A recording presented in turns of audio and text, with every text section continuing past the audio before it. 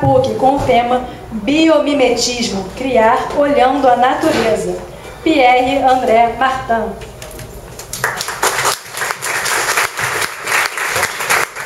Obrigada. Normalmente a gente agradece o convite, mas eu vou te dar os parabéns logo, mesmo se tem um recado lá no final. Realmente sou a Dani mesmo para organizar uma palestra no dia do aniversário. Né? Acho uma iniciativa excelente, inclusive esse tipo de comportamento é muito bem-vindo. A gente não deve obedecer aos padrões, né, que você começou esse tipo de palestra. Vou falar de biomimetismo, pode parecer uma palavra um pouco feia, um pouco complicada, mas é muito simpática na verdade. Eu não sou nenhum especialista em biomimetismo. Eu uso no dia a dia, no meu trabalho, e cada um de nós, qualquer seja seu trabalho, pode usar o biomimetismo no dia a dia. Né? Biomimetismo vem do grego, né, de bios, a vida, e mimesis, a imitação, né? Na verdade, a imitação da vida. Né? O que a gente tem? Né? A Cecília falou, né? A gente tem quase 4 bilhões de anos de vida presente aqui nesse planeta. Na verdade, são muitos anos de pesquisa e desenvolvimento. Quem trabalha com um produto, por exemplo, sabe que sempre tem uma fase de pesquisa e desenvolvimento antes de lançar o produto. Né? A gente tem um estoque, né, de experiência gigantesco à disposição da gente, a gente fica dentro dele. Né? Às vezes eu fico brincando, né? Eu tenho 38 anos e eu fico brincando, né, como paisagista consciente, com um sistema que tem 3 bilhões 800 mil anos de vida. É muita responsabilidade, né? Mas tento fazer isso com consideração. Né? Então a primeira coisa é a gente olhar. Né? A gente tem que deixar de olhar o smartphone, tem que deixar de olhar o relógio, tem que deixar de olhar os compromissos e começar a olhar para as coisas de uma maneira real. A gente tem um mundo real em volta da gente e o primeiro ato que a gente tem que fazer é olhar muito bem o que a gente tem. Porque às vezes a vida no seu entorno, a vida natural, né, só para lembrar que a primeira forma de vida, né, é uma alga. Né? Somos umas algas evoluídas. Vovó era uma alga. Então a gente tem que ter um pouquinho de respeito em relação a esse capital biológico que a gente tem em volta. Senão a gente pode olhar para a natureza e olhar dessa forma. E a gente não enxerga nada. Então vamos parar um pouquinho e começar a olhar os detalhes e ver que, de repente, no meio de uma obra, no meio de um canteiro, aqui tem uma forma incrível de conquista, de recuperação de solos degradados que a gente pode levar, né, no meu caso, para uma mesa de trabalho e tirar muita experiência disso, né, se inspirando disso. Né? E a natureza usa muito a beleza e a sedução para se reproduzir, para sobreviver. Né? A gente está vendo aqui esse zangão aqui, né, em cima de isso é uma erva daninha na cultura, né, francesa, mas ele tem valores ecológicos importantíssimos, né? E tem uma atração, tem uma sedução entre esse zangão e essa flor, né, que se atraem juntos e que estão lá há anos coevoluindo. Se some um, morre o outro, né? Eles precisam do outro, né? E essa beleza, essa sedução, eu acho que ela está aqui à disposição da gente, né? Essa biodiversidade que a Cecília falou é a maior biblioteca do mundo. É a pedra de biodiversidade de uma biblioteca que manda, gente. E por isso que a gente chama a atenção para a biodiversidade, que é a maior biblioteca que a gente tem nesse planeta. Né? Então, questão um pouco de entender. Né? Eu vou pegar um sujeito que eu acho muito simpático, uma árvore, né? E vamos olhar o que é uma árvore, o que ela é, que tipo de serra ela é, quais são as suas funções. Né?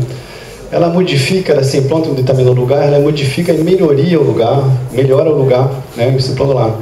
Ela cria habitat e tem uma codependência com as outras formas de vida. Ela usa o que tem de disponível. Ela não manda trazer a energia de Itaipu, ela não manda vir a água do Paraíba do Sul, ela faz com que tenha no próprio lugar. Né?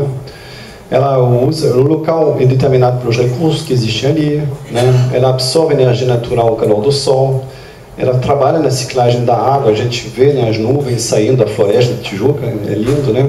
Remove o calor, melhora o movimento do ar, cresce, regenera e repõe os nutrientes no solo, né?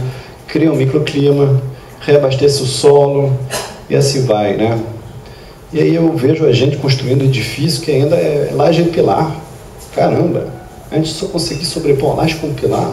Olha o que a natureza faz. E o pior é que a gente pega essas árvores, a gente corta elas e escreve em cima, usa para fazer papel. Isso não faz sentido, cortar uma máquina dessa para escrever em cima, para imprimir folha, né? É incrível. Então eu acho que a gente tem que realmente mudar o nosso olhar e olhar em função um pouco do que a natureza faz. Ela tem muito mais experiência do que a gente e ela faz muito bem essas coisas. Então, como que a gente reproduz, né? Como que a gente analisa e faz? Então, vamos citar alguns exemplos. Um edifício na África que se inspira de um cupinzeiro, né? E a gente vê que o pessoal foi estudando em corte como é que o cupinzeiro funciona, e a gente vê que na verdade tem umas entradas de ar, né, que esfriam dentro dessa primeira camada de solo e saem, né? Então a gente tem aqui todo um ciclo de ar que você pode muito bem aproveitar, reusar, como a gente vê aqui na África, né, num país, o pessoal usando ventilação de uma maneira que o ar quente sai e o ar fresco entra, né? Mercedes-Benz, né, para os amadores de estatuto social, é um excelente estatuto social, Mercedes-Benz, né? Inclusive hoje eles fazem bicicleta. E eles fizeram esse estudo. O que esse peixe tem a ver com uma Mercedes-Benz, né? Pode se perguntar. Eles fizeram um estudo que a hidrodinâmica desse peixe, o quadrado, era espetacular. E eles pediram tanto da questão da hidrodinâmica, também como da questão da estrutura. Fizeram um carro com muita resistência e impacto, né? Tudo isso baseado nesse desenho aqui do peixe, né? Uma transmissão muito direta. A gente vê a evolução entre, né, um desenho natural, né, e um desenho humano inspirado disso, com todas as suas fases de processo aqui, né? O velcro, todo mundo usa, né? E ele é diretamente inspirado dessa aqui que tem esses ganchos, né? E divididamente o desenho foi isso aqui, uma maneira, né, de usar, reusar infinitamente, né, essa ferramenta. Esse design foi literalmente inspirado daquela semente, né, daquela planta, né?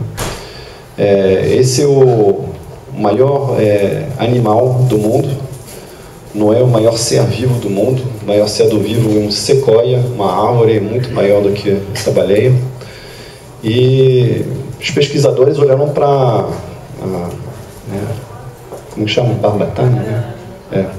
E repararam que tem um design interessante, né? Aqui a gente vê que não tem uma barbatana lisa, né? Como é que um animal que tem esse peso todo tem uma barbatana assim? Fizeram um estudo de aerodinâmica e descobriram que ela cria um tipo de turbilhão quando se mexe e melhora o desempenho dela, né? E essa figura aqui conseguiu fazer uma eólica que gera mais energia com o mesmo vento que as outras eólicas, em função desse desenho, e reproduziu esse tipo de desenho. Essa é uma asa da eólica aqui, né?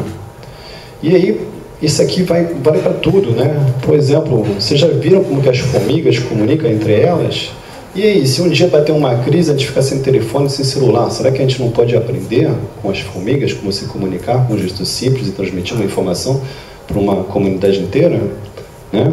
E se a gente começar a olhar para os desenhos das raízes de um manguezal, será que não tem um desenho interessante de captação de sedimentos, de terras ricas, de amortecimento, de onda de tsunami? Eu acho que aqui tem muita inspiração de design, né? Isso aqui é uma fábrica de recurso que não no sentido que a gente linear, no sentido de uma fábrica de recursos em circuito infinito, né? A gente vê que a natureza fabrica, né, essa água a partir dela mesma, né? E aí, para encerrar, talvez a gente podia aprender também nos seus relacionamentos como se comportar um com os outros, ter um maior sentido de comunidade, né? O que eu faço tem impacto em você, o que vocês fazem tem impacto na gente todos, né? E eu acho que com isso a gente fecha aqui a palestra. Obrigado.